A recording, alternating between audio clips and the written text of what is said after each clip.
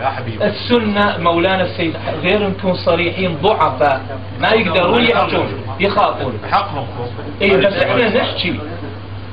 صار سبحان الله الشيعة صارت ما عندها تقية والسنة صار متقية. الشرطة ما يجوكم الشرطة من الشيعة. الشرطة 200 تصير 300 من الشيعة. انا قلت لك تريد سرايا ادز لك، بس انا اقول لك اخاف يتأزم الوضع اكثر. نعم تريد اجهز؟ لا اكثر يصير. ليش اقول لك انا؟ كان مستوصل بيبنوه بحي الخضراء وقفوه من محافظة اثنين. مع ذلك اي وقت في الجيش مهدي ادز لك. سيدنا انصارك ما مقصرين هناك.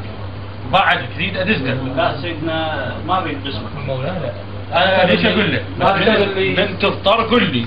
مولانا من واحد ما احنا محتاجين بس مؤونة وسلاح. الجيش الحمد لله عندنا. ليش ما الحين يعني ادخل سريه بالجيش؟ هم يعني الجيش عراقي واجهزهم. جيش عراقي هو صحيح. جيش العراق عن طريق الجيش العراقي هذا هو الحل. وزير الداخلية على كلش بتعاون وياي، شو اسوي اذا ما وزير الدفاع الداخلية شو عندكم اتصال؟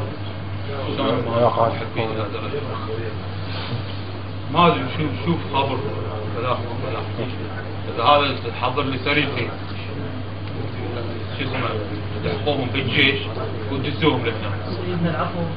لفترة معينة يعني الان اذا الوضع يبطلون من الجيش. سيدنا العفو. كله في الجيش. يحجزون سلاح خفيف ومتوسط وروحوا مدة 3 اشهر المفروض وبعدين يرجعون الى الجيش. احنا وياهم.